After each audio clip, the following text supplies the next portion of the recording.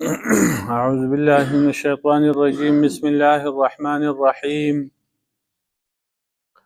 ولا تقولوا لمن يقتل في سبيل الله أموات بل أحياء ولكن لا تشعرون. پرون درس کې دا خبره شوې وه چې خدای پاک دا قانون دی چې په دنیا کې مر راولي په هر چا باندې، د هغې نه استثنا نشته، نه د پیغمبر او نه د شهید. لکه څنګه چې په عامو انسانانو باندې مر راځي، دغه شانتې د دنیا دا مر په پیغمبرانو او په شهیدانو باندې هم راغلی دی. د دنیا په اعتبار سره هغه مړه دي، لیکن د دغه مر نه وروستو الله رب العالمین هغو له بل یو ژوند ورکوي چې هغې ته برزخي ژوند وایي. دغه د هغو لپاره ثابت دی. نو مرګ چې و نو هغه ثابت و او په هغې باندې دلایل پرون بیان شو. نن به دا بیانېږي چې د برزخ ژوند چې دی دا ثابت دی په قرآن سره او په احادیثو مبارکو سره. نو په هغې کې یو آیت دقه دی، دا سورت بقره چې کوم موږ ولوستو. تاسو مه وایئ د هغه چا په باره کې چې هغه د الله په لاره کې قتل کړی شي چې دا مړه دي، بل احیاء بلکې دوی ژوندي دي په برزخي ژوند سره، ولکن لا تشعرون، لیکن تاسو نه پوهیږئ د هغو په ژوند باندې چې دا څنګه ژوند دی. د دغې تفصیلي علم الله رب العالمین ته دی او دلته په دنیا کې د هغو په ژوند باندې څوک نه پوهیږي. دویم آیت هغه سورت آل عمران کې دی، ولا تحسبن الذين قتلوا في سبيل الله امواتا. تاسو ګمان مه کوئ په هغه کسانو باندې چې هغه ووژلی شي د الله په لاره کې امواتن د مړو چې دا مړه دي، بل احیاء بلکې دو ژوندي دي، عند ربهم یرزقون، د رب په نسب باندې دو ته رزق میلاویږي. دغه رزق څنګه میلاویږي د هغې پته موږ ته نشته چې په څه طریقه هغو ته رزق میلاویږي. ژوندي دي، برزخي ژوند به موږ د هغو لپاره منو او چې نه منو نو د اهل سنت والجماعت نه موږ خارجي وو. د هغو لپاره بل ژوند موږ نه منو نو دا اهل سنت والجماعت د عقیدې مسله بیا نه ده، بیا د هغې نه موږ خارجي وو. فرحین بما آتاهم الله من فضله، دغه ژوند کیفیت چې کوم دي هغې باندې موږ نه پوهېږو. هغو له الله پاک نعمتونه ورکوي، رزقونه ورکوي، په څه طریقه باندې ورکوي دغې پته موږ ته نشته. فرحین بما آتاهم الله من فضله، دو خوشحاله دي په هغه نعمتونو باندې چې الله پاک دوی له ورکړي دي د خپل فضل نه، او خوشحالېږي په هغه کسانو باندې چې هغه نه دي میلاو شوي د دوی سره وروستو په دنیا کې پاتې شوي دي. الله خوف علیهم ولا هم یحزنون، چې نه به یره په دوی باندې او نه به دوی غمجن وي، او په نعمت باندې د الله د طرف نه چې کوم دی په هغې خوشحاله دي او د الله په فضل باندې خوشحاله دي، او په دې خبره خوشحاله دي چې الله پاک اجر د مؤمنانو هغه نه ضایع کوي. نو دی آیات کې هم او فرمایل بل احیاء عند ربهم یرزقون، بلکې دوی ژوندي دي او د الله په نسبت باندې دوی ته رزق میلاویږي. دا دوه دلیل شو د قرآن نه. اوس احادیثونه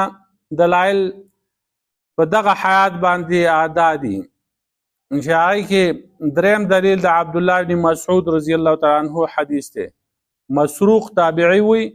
چې موږ د عبدالله بن مسعود رضی الله تعالی عنه نه تپوس وکړو د دې آیت په باره کې چې تاسو ګمان مه کوئ په هغه کسانو باندې چې هغه د الله په لاره کې ووژلی شي د مړو، بلکې دا ژوندي دي او د الله په نسبت باندې دوی ته رزق میلاویږي. نو عبدالله بن مسعود رضی الله عنه فرمایل چې موږ د دې خبرې تپوس کړی د نبي علیه السلام نه. نو نبي علیه السلام فرمایلي و چې د دوی روحونه چې کوم دي هغه د شنو مرغانو په ججورو کې دي، او د هغې دپاره پنجرې دي، هغه پنجرې د عرش د لاندې چې کوم دی هغه ځوړندې دي. تسرح من الجنة حیث شاءت، دا روحونه سریږي په جنت کې کوم دی چې دوی خوښه شي. بیا راځي دغه پنجرو ته، نو یو ځل الله رب العالمین دوی ته ښکاره شو، فقال هل تشتهون شیئا، نو ورته وفرمایل چې تاسو څه غواړئ؟ نو هغه وویل موږ څه شی غواړو، موږ خو په جنت کې سریږو چې څنګه زموږ خوښه وي. نو درې ځله دی الله پاک تپوس وکړو. نو کله چې الله پاک ولیدل چې دوی ولیدل چې منګه الله پاک نه پریدي خامخا زمونږ نه سوال کوي قالوا یا ربي نريد ان ترد ارواحنا في اجسادنا حتى نقتل في سبيلك مره اخرى اے الله موږ دا غواړو چې زمونږ د روحونه زمونږ د جسمونو ته واپس کی او موږ دنیا ته ودیږي تر دې چې موږ د ستا په لاره کې بیا شهیدان شو. نو الله پاک چې ولیدل چې د دوی حاجت نور نشتی توري کو او پرېښود بیا پرېښود نور سوال یې ونه کو. نو پاته ولګېده چې د دې شهیدانو دا روحونه چې دي هغه د شنو مرغو په ججورو کې دي او هغه ګرځي په جنت کې او سریږي نو د دې نه دا ګمان نه دی پکار چې یاره د اواګون هغه یا د تناسخ چې کوم د عقیده چې د هندوانو ده دا روح چې وځي نو بیا په بل څه شي کې ورننه وځي نو دا هغه نیک روح نو په نیکانو خلقو کې ورننه وځي او چې بد روح نو هغه په بادانو کې او په سپي او په خره په دې کې دا خبره غلطه ده. ګوره دغه مرغان د پارزان خپل روح دی په هغې باندې هغه چلیږي ګرځي راګرځي او دا روح چې دی د دې شهیدانو دا روح نو دا اکرام او د عزت په تور باندې دغه شنې مرغۍ چې کوم دی هغه ورله سوارلۍ جوړه کړله په هغې باندې ګرځي لکه سړی چې په سوارلۍ باندې کیني په موټر کې او په جاز کې او په دې کې هغه ګرځي راګرځي نو دا جاز موټر په دې سړي باندې نه ګرځي هغه په دې انجن باندې او په دې بل یو شي باندې ګرځي او دی پکې ناست د عزت او اکرام کېږي دغسې قصه ده. د اواګون هغه عقیده هغه غلطه ده هغه خو په بل څه شي کې چې ورننه وځي د دغه روح چې د یو نه وځي د دوی خو دا عقیده د هندوانو نو هغه بل شي کې روح نه وي خو هغه پې ژوندی شي د جنت مرغۍ هغه هسې هم ژوندی د هغه کې ځان خپل روح شته او دا یو سولي وګرځي د دې روحونو لپاره. بل حدیث عبدالله ابن عباس رضی الله تعالی عنه دی هغه فرمایي چې رسول الله صلی الله علیه وسلم وفرمایل کله چې ستاسو وروڼه په احد کې شهیدان شو نو الله پاک د هغوی روحونه شنو مرغانو په ججورو کې واچوله چې هغه د جنت په نهرونو ته ځي اتاکلو من ثمارها د هغې میوونه خوري او بیا پنجرو ته راځي چې هغه د سرو زرو د جوړې شوي دي د عرش په سوري باندې نو کله چې دوی ولیده هغه ښایسته سکاک ښایسته خوراک ښه ځای د اوسېدو نو قالو یا لیت اخواننا یعلمون بما صنع الله لنا نو دوی ارمان دی چې زمونږ وروڼه چې په دنیا کې پاتې شوي دي هغه هم خبر وي چې الله پاک موږ سره څه وکړو د دې لپاره چې هغوی د جهاد نه بېرغبتي ونه کړي او د جهاد نه مخ ونه ګرځوي نو الله پاک وفرمایل چې انا ابلغهم عنکم زه ستاسو د طرف نه دا خبره هغو ته رسومه نو الله پاک دا آیتونه نازل کړه په خپل پیغمبر باندې چې ولا تحسبن الذين قتلوا في سبيل الله امواتا هغو ارمان کړه ارمان دی موږ خو په جنتونو کې ګرځو او مزې وکړي هلته په دنیا کې هغه خلک وایي چې دا خو لاړه ختم شو دوی د دنیا د مزو د دې نه محرومه شول که د دې آیت په شان نزول کې موږ اول کې دا خبره کړوه منافقانو دې خلقو به دا وي چې دا ختم شو لاړه د دنیا د مزو نه محرومه شو نو دوی وی چې موږ خو مازې وکړې خو زمونږ وروڼو ته پته وی نو چې هغو ته پته وی چې دا په شهادت کې څومره مزې دي نو هغو به د جهاد نه مخ نه ګرځو هغو به چې شهیدان شوي دغسې مزې به یې کولې نو الله پاک ورته وفرمایل چې دا خبره زه ستاسو رسوم دا ستاسو چې کومه تمنا ده دا ورته زه رسومه ویې رسوله قرآن کې چې کوم دی د دغه شهیدانو هغه خبره چې دا د قیامته پورې هغه لیک ته ویلی کېږي به قیامته پورې نو دا آیت نازل شو چې ګمان مه کوئ په هغه کسانو باندې چې وژلی شوي دي د الله په لاره کې امواتن د مړو بل احیاء عند ربهم یرزقون بلکې دا ژوندي دي او د الله په نسبت باندې دوی ته رزق ملاویږي. بل حدیث عبدالله ابن عباس رضی الله عنه هغې کې راغلی چې نبي علیه السلام وفرمایل چې دا شهیدان چې دي د جنت په دروازه کې یو نهر دی د هغې په کناره باندې شنې خیمې دي په هغې کې اوسېږي یخرج علیهم رزقهم من الجنة بکرة وعشیه بیګا او سبا د هغوی دپاره رزق چې کوم دی هغه بندوبست کېږي رزق ورته رارسولی کېږي نو پته ولګېده چې دوی ته رزق هم ملاویږي او د جنت په دروازه کې دغه شنې دروازې دا شنې قبې دي خیمې دي په هغې کې چې کوم دی هغه پاتې کېږي دا خو د روح خبرې دي که څوک دا سوال وکړي چې دا روحونه خو بار په جنت کې دي ځه ګرځي هلته په جنت کې یا د جنت په دروازه کې دي او چې چېرته وغواړي ځي راځي هغو ته رزق هم ملاویږي او دلته ثمار الجنت هم مخکې په دې حدیث کې چې د جنت میوې ورته ملاویږي ده نو د روح سره د دې څه تعلق دی د روح سره د دې څه تعلق شته نو او د روح سره تعلق شته دا خبرې مخکې که چا نه منلې نو اوس به خامخا مني ګوره دا سیټیلایټ نظام چې کوم دی دا بره په هوا کې دی آسمان کې بره او د هغې باوجود چې دا بر په فضا کې قایم دی د هغې باوجود د ځمکې سره د هغې تعلق او کنیکشن شته که نه په هغې باندې هر څه چلېږي یا سافټویر پروګرام چې کوم دی هغه په یو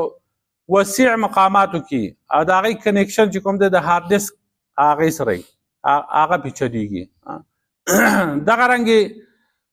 د ټاور او د موبایل د یو بل سره کنیکشن شته که نشته دا ټاور چې ته لرې کې موبایل خاص ته چلېږي که نه نو د هغې د یو بل سره تعلق شته ټاور په کوم ځای کې دی د غره په سر کې دی موبایل ستا په جیب کې دی او دا پې چلېږي دغه شانتې د باټن او د بلف د یو بل سره تعلق شته چې باټن لږ ګوته وروړي نو هغه پې ولګي د بلف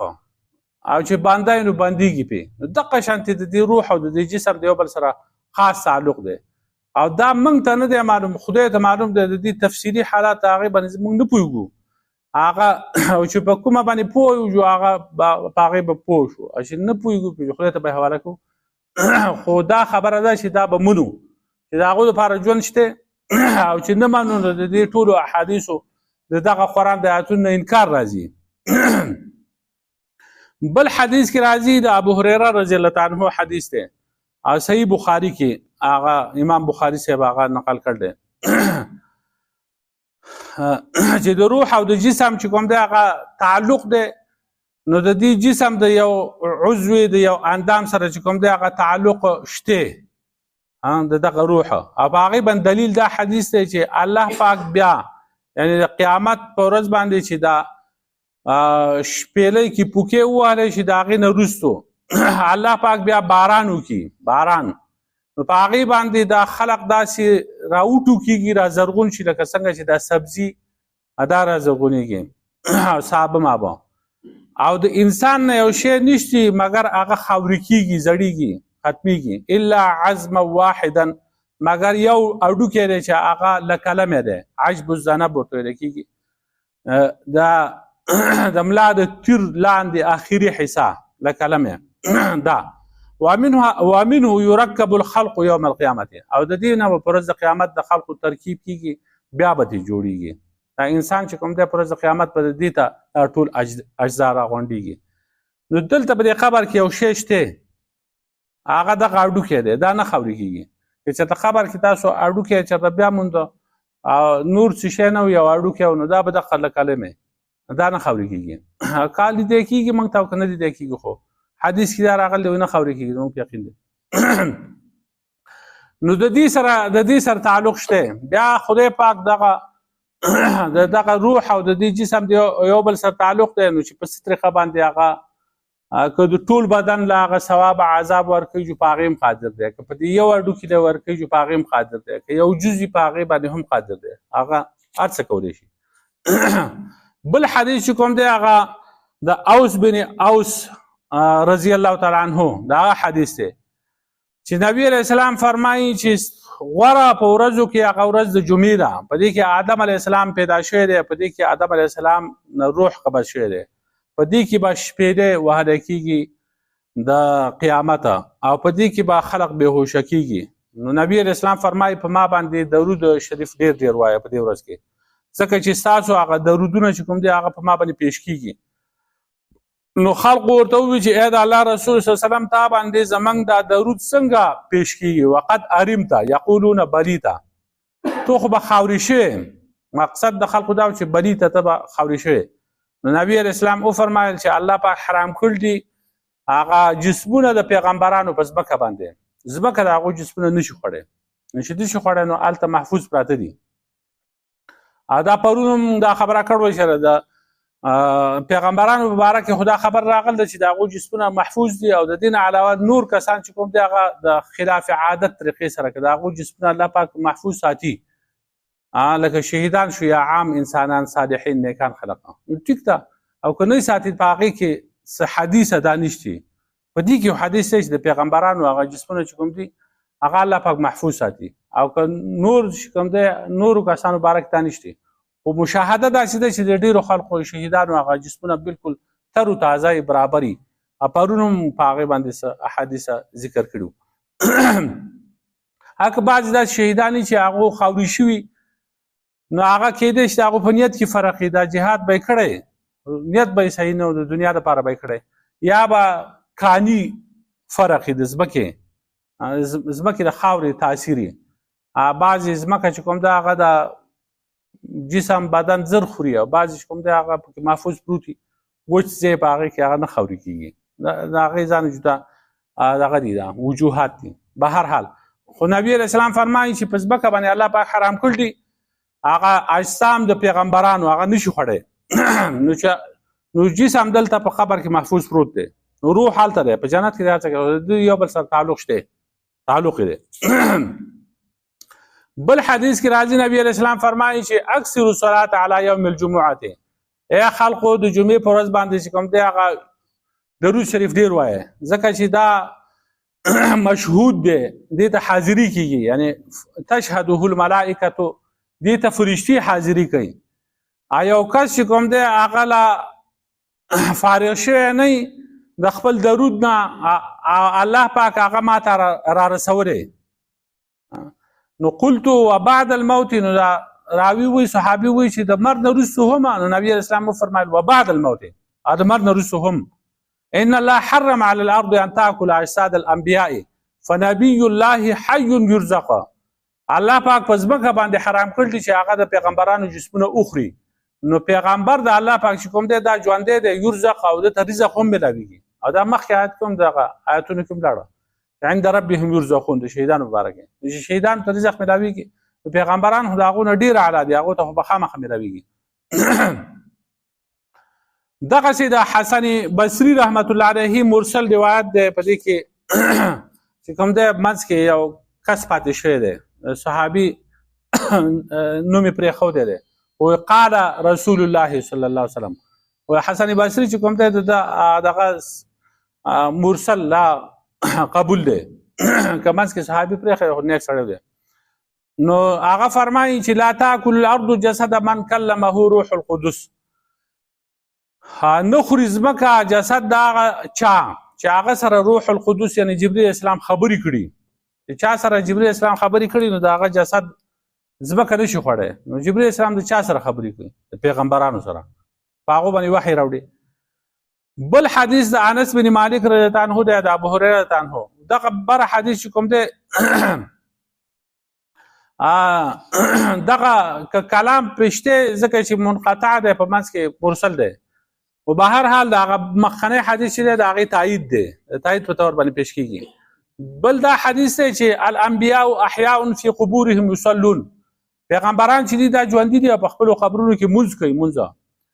نو د دې حدیث مختلف سندونه دي بعضی چې کوم دی ضعیف دي لیکن بعضی بالکل صحیح دي وي بالکل صحیح دي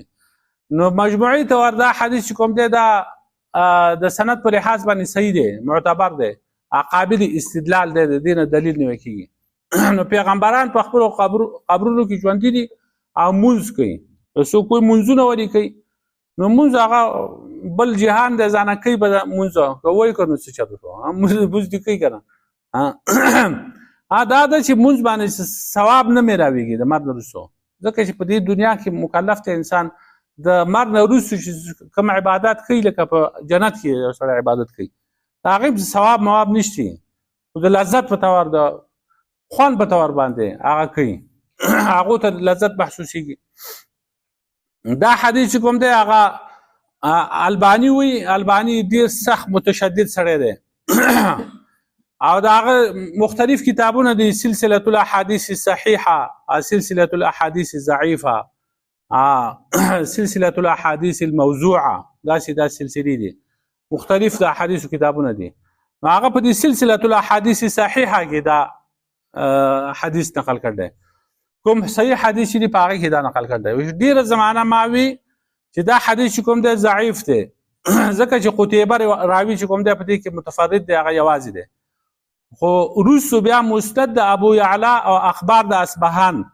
هغه کې ما ته پته ولګید چې دا انقطاع په دې کې نشته انفراد پکې هم نشته دا متفرد نه دی دا نو چې کله ما ته پته ولګید چې دا حدیث صحیح دی نو بیا مې په دې کتاب کې ولیکو په خپل کتاب په صحیح حدیث دا ولیکو په هر حال هغه ورته صحیح ویل دی خا د دې تایید په بل روایت باندې هم کیږي چې د معراج په شپه باندې نبی رسول الله برخطره